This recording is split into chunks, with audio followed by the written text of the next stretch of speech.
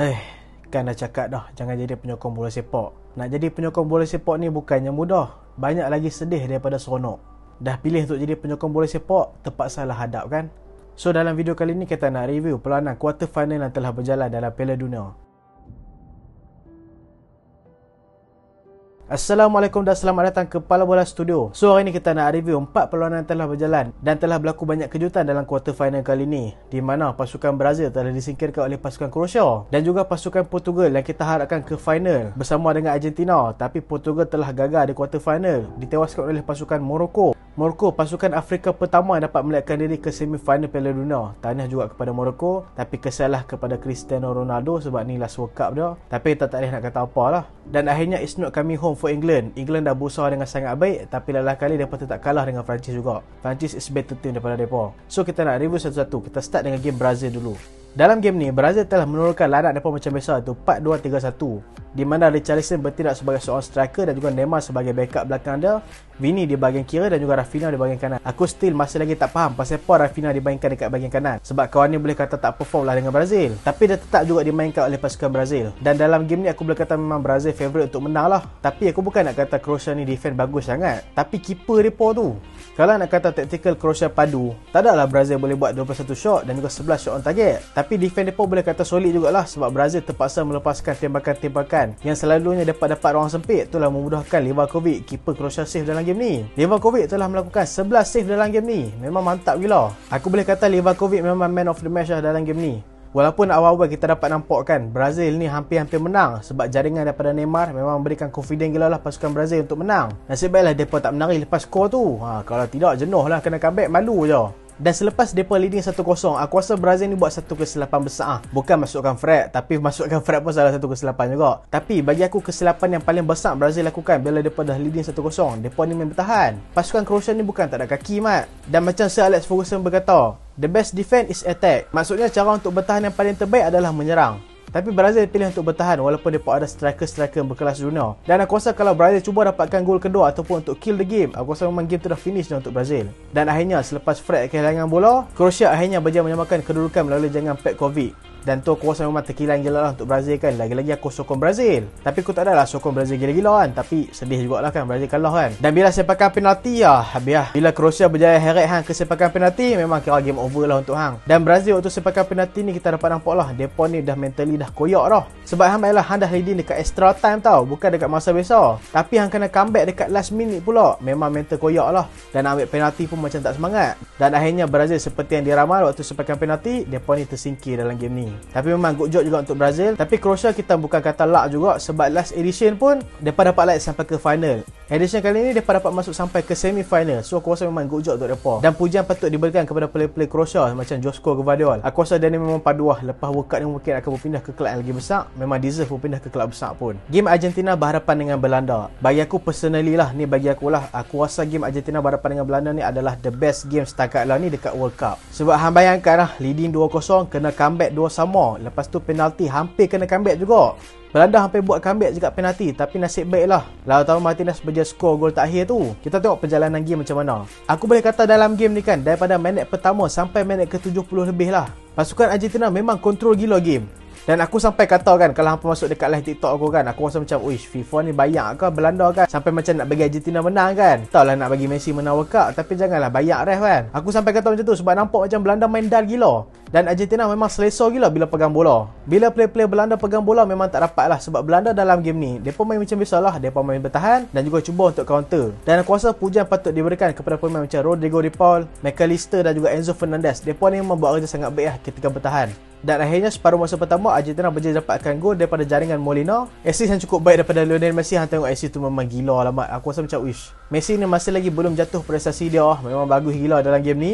Dan dalam game ni aku tertanya-tanya, pasal apa Luis Van Gaal suruh Nathan Ake jaga Messi, bukan Virgil van Dijk? Sebab kalau hang tengok dalam game ni, Virgil van Dijk ni dia jaga Julian Alvarez, tapi Nathan Ake dia jaga Messi. Dan hang dapat nampak freedom dalam game ni memang Messi bebas gila.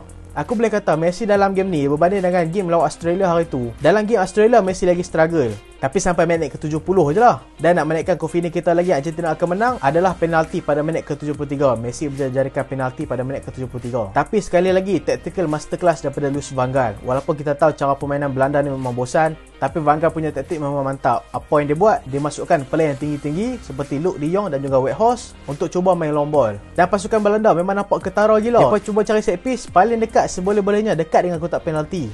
Dan aku boleh kata taktikal tu memang berjaya. Sebab pasukan Argentina kalau hampa nak compare dengan striker Belanda, memang besar amat striker Belanda. Weghorst 197 cm, Luuk de Jong pun 19 lebih. Cody Gakpo pun besar. Memang defend Argentina struggle gila lah. Lagi-lagi Lisandro Martinez lah kan. Walaupun Lisandro Martinez ni kita tahu timing tandukan dia bagus, tapi kalau nak lawan dengan ketinggian ni memang payah lah. Memang kalah lah. Dan Belanda berjaya comeback lah daripada 2-0 kepada 2-2. Dan hero mereka adalah Weghorst. Minit ke-83 aku boleh kata memang Martinez tak boleh buat apa lah. Member tu besar mat, suruh Martinez jaga pula. Aduh, aku tak faham lah kan. Tapi itulah nak arak siapa? Otamendi, nak arak Romero.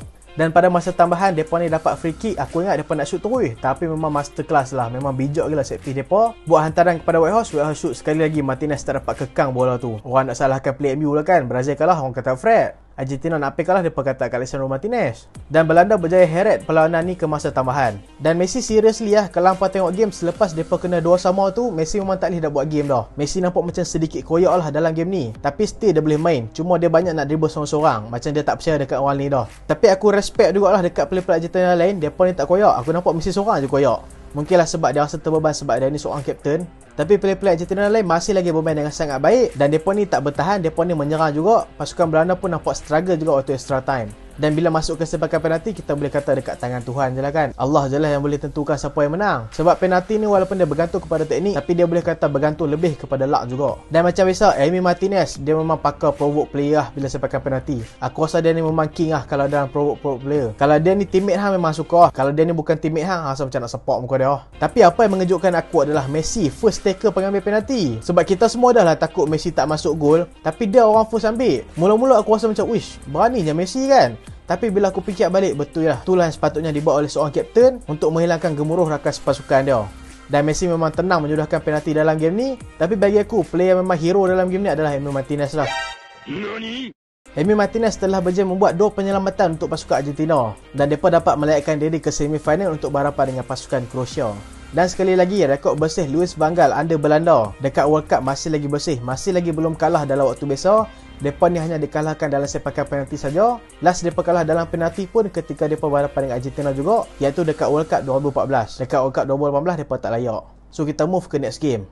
Next game adalah Morocco berhadapan dengan Portugal. Morocco telah berjaya membuat kejutan dalam game ni dan telah menyingkirkan pasukan Portugal. Aku jujur aku sedih ke aku rasa macam ish. Ni last World Cup CR mat kan. Tak kira lah fan Messi ke fan CR kan. Aku nak Messi dengan CR main kat final, lepas tu dia tentukan sendiri lah. Tapi nak buat macam mana kan, Morocco dalam game ni memang OP mat. Aku memang impress gila dengan cara permainan Morocco. Mereka ni tak main parking bus, tapi mereka ni bagi pressure dekat midfield pasukan Portugal untuk payah nak buat game. Sebab mereka tahu kalau mereka main parking bus, Portugal ada banyak player-player kreatif seperti Ruben Neves, Bruno Fernandes dan juga Bernardo Silva untuk masukkan bola ke dalam kotak penalti. Tapi apa yang mereka buat? Mereka tekan midfield Portugal, buatkan midfield Portugal memang tak boleh buat kerja. Bruno Fernandes yang sepanjang World Cup memang perform gila, tapi dalam game ni macam main dekat MU. Dalot pun kurang perform dalam game ni. Memang diberikan high press oleh player-player Morocco. Dan gol pertama yang dibolosi oleh Diogo Costa kan, El Nesri tanduk tu. Walaupun tu memang tandukan baik lah daripada El Nesri kan, tapi aku macam pelik lah Diogo Costa ni kan. Patutnya dia nak save tu, dia tak save belakang El Nesri. Dia kena save depan El Nesri. Dia save dekat belakang, membuatkan player tu boleh tanduk dulu lah bola. Kalau lah dia pergi depan El Nesri, kalau player tu langgak dah pun, dia akan dapat advantage sebagai goalkeeper.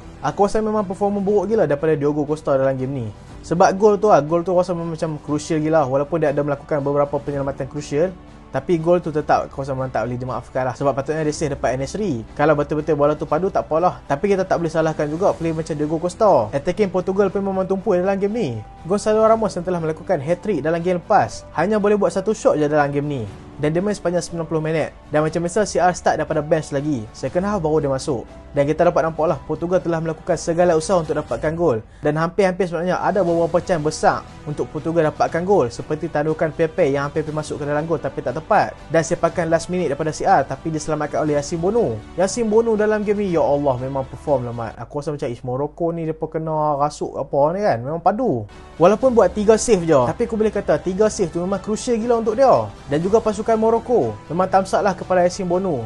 Tak tahulah kan keeper-keeper dekat quarter final ni banyak yang perform. Emi Martinez perform, Yassine Bonu pun perform, Livakovic dekat Croatia pun perform. Tapi aku rasa setakat lah paling OP Yassine Bonu lah. Dan akhirnya Portugal kalah dan disingkirkan daripada Piala Dunia. Buat macam mana kan, bola tu bulat lah. Macam-macam boleh jadi dalam bola sepak. Dan aku jujurkan lah ni aku letak dekat Messi je lah kan, nak menang World Cup. Hampa fan CR kan fan Messi, hampa gaduh hampa lah kan. Aku nak dua-dua dia masuk final, tapi dah seorang tak dapat, kita nak seorang lagi lah. Macam mana kan. Neymar pun last World Cup dah tersingkir dah. Itulah buang kucing lagi kan Brazil orang kata. So kita move ke next game, iaitu last game. It's not coming home. England berhadapan dengan Perancis. Bagi aku ni pun salah satu the best game dekat World Cup kali ni juga. Tapi sayanglah kalau Kane score gol penalti kedua tu, mungkin akan direct ke extra time, mungkin akan menarik lagi World Cup ni. Dan aku boleh kata dalam 10 ataupun ke 15 minit pertama, Perancis dan juga England mereka ni menyimbangi sama-sama control game. Maksudnya tak ada siapa-siapa lebih lah. Tapi start masuk minit ke-20, pasukan Perancis start pegang game. Aku boleh kata lebih kurang daripada minit ke-15 sampai ke separuh masa pertama tamat, memang Perancis pegang game. Pasukan England nampak struggle gila nak buat serangan. Play-play macam Harry Kane, play macam Phil Foden nampak buntu gila. Saka banyak buat gerakan tapi selalu dikasari. Aku rasa ref ni racist lah. Kesian tu kat Saka. Dia kena tolak, kena siku pun tak dapat foul. Tapi bila play France kena sikit dapat foul. Saka kesian tu. Dah lah muka dah macam budak-budak. Dan gol daripada Tchouaméni tu, bagus gol tu. Aku rasa Bellingham dia patut buat kerja lagi baik lagi kalau nak press Tchouaméni tu. Dia patut pi tu kacau Tchouaméni, tak payah pi tunggu. Sebab Tchouaméni kita tahu kemampuan untuk sepak daripada lock kotak penalti, tapi memang bagus gila lah. Memang jelmaan Casemiro teruk lah. Real Madrid boleh kata memang berbaloi lah beli Tchouaméni, masih lagi muda lagi. Dan memang prospek besar untuk pasukan France. Nampak jugalah hikmah play-play macam Pogba, macam Kante injured, sebab kita dapat nampak potensi daripada play-play macam ni. Dan bila masuk ke second half, France still menguasai game, tapi England ada buat beberapa serangan dan akhirnya dapat penalti pada minit ke-54 dan berjaya disudahkan oleh Harry Kane. So satu sama. Aku dah nampak kalau hampa masuk live TikTok aku kan, aku dah katakan kemungkinan France boleh menang 2-1 ni. Tengok-tengok betul mat.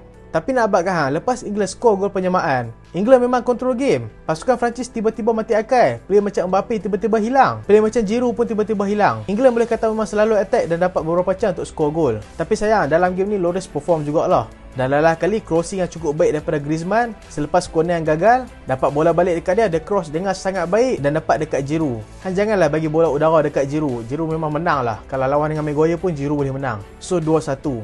Dan dekat ujung-ujung separuh masa kedua, Harry Kane dapat penalti lagi, England dapat penalti. Tapi sayang gagal disudahkan oleh Harry Kane. Dia shoot dekat tempat yang sama, tapi shoot dia terlalu kuat. Aku nasihatkan Harry Kane habis game ni yang tak payah naik flight, hampirlah beli tiket daripada Elon Musk kan, naik SpaceX tu, pergi ambil balik bola hang. Dan ni ada kat bulan.